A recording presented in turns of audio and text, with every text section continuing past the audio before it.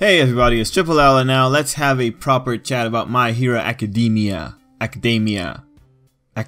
My Hero Academics, chapter 177. So, quick thing, this chapter video is coming out late because yesterday we had quick live stream in the morning, and then after that my day exploded out of control, got busy. We're doing the video now.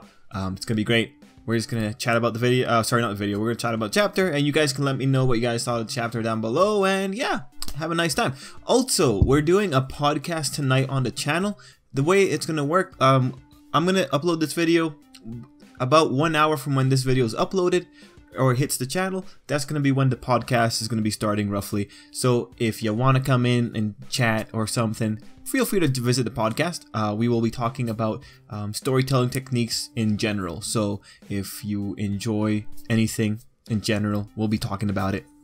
Of course, when it comes to writing. Anyway, 1 minute into the video, let's just get into it. Chapter 177. And well, what can we say about the chapter? Well, it's a pretty simple chapter. See, because it's one of those combat chapters, a lot of the pages are taken up for just the combat. So there's not as much as we can talk about as usual. That said, Hero Academia tends to be a very full series as compared to something like Black Clover. So there usually are a few points that you can actually really take and just discuss a little bit. Let's just start from the end.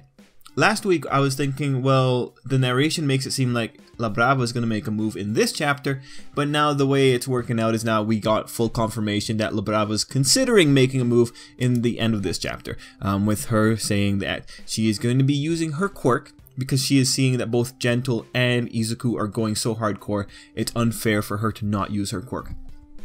Now, this is pretty interesting because I'm really curious as to whether or not La Brava's quirk is technology based, because we've already seen that Gentle's already kind of said that La Brava's infiltrated the sensor system.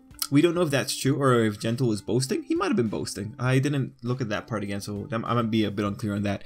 But if La Brava's quirk is not technology based and she actually does still manage to go and, you know, break into the UA security system, then UA's gotta pay for better security contractors. They're not doing a good enough job, alright? If a simple person can come in and just break into their stuff, like, mind you, La Brava still has to have some skills, but like her skills, we have no reason to believe that they are beyond extraordinary, right? Actually, on a note of La Brava, it looks like her eyes are sort of changing here. It's hard to tell if this is, I don't know, a problem of the art or if this is actually the quirk activating. We'll have to see next week. It's a different case considering La Brava versus someone like Mei, whose quirk is suited towards the work that she does.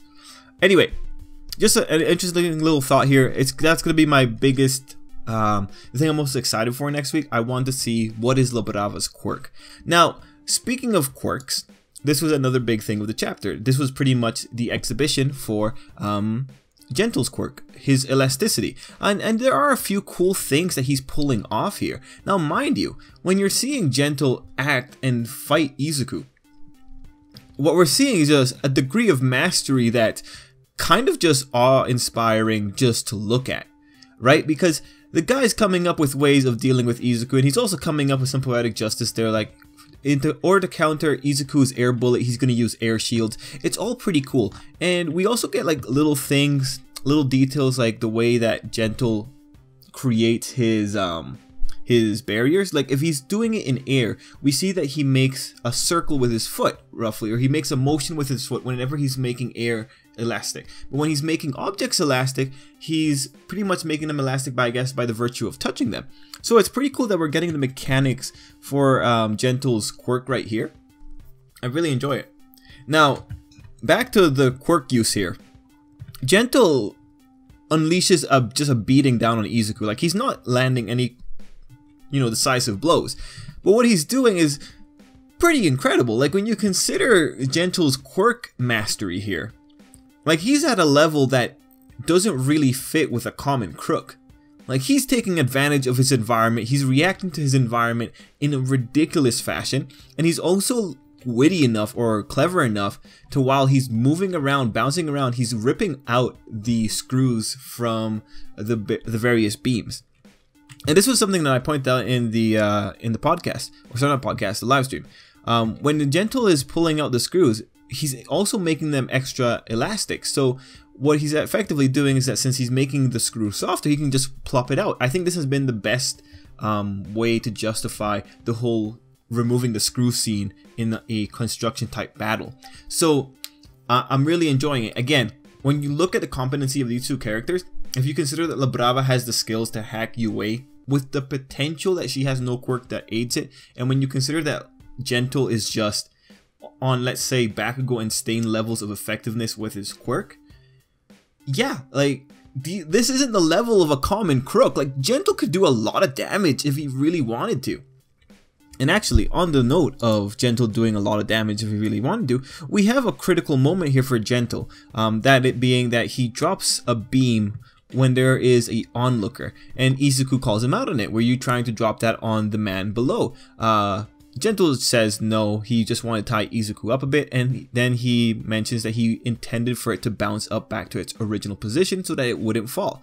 So that's pretty interesting, right? Like, already there is a dangerous thing added to Gentle. Like, these are one of those moments where whether or not Gentle is actually, you know, this is one of those moments that could disqualify Gentle from being an anti-hero depending on how you argue it. That said, Gentle, he makes a case that he did not actually want to hurt the man, and he says that it was going to bounce back up.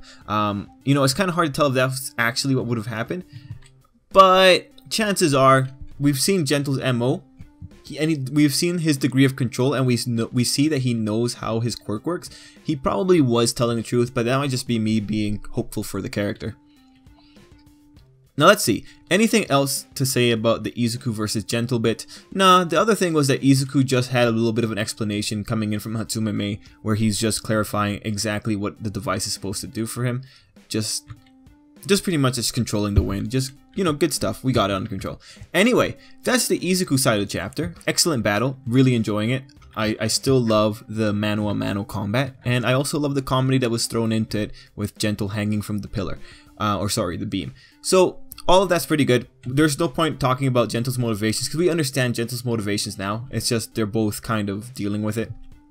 Going over to the UA side, we got to see what the UA kids are doing. We see that they have new uniforms. We know that they're not made by Momo. This was a mistake that I made during the live stream, but we know they're not made by Momo. We know that they got them at the store. And yeah, they're all having fun. There's a few standout things here, like Kaminade's face, Bakugo's face.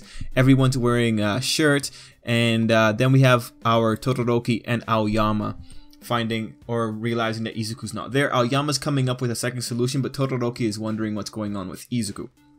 So when I see that kind of premise, it does remind me of the Stain arc, right?